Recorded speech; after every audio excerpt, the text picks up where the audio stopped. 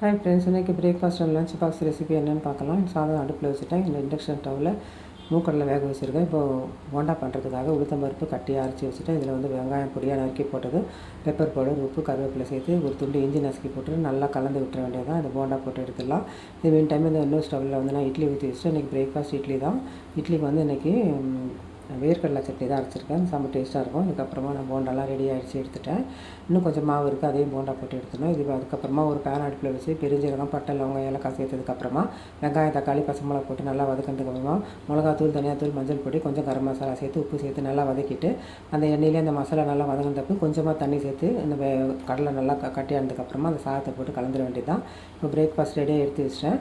இன்றைக்கி லஞ்சுக்கு வந்து மூக்கடலை சாதமும், மூக்கடலை சாதத்துக்கு வந்து இன்றைக்கி சைட் டிஷ் வந்து இந்த ஆனியன் ரைத்தா தான். ஆனியன் ரைத்தா இருக்குது, நல்லா டேஸ்ட்டாக இருக்கும். Breakfast and lunch box recipe இன்றைக்கி தான். நாளைக்கு இன்னொரு வீடியோவில் சந்திக்கலாம். Thank you friends.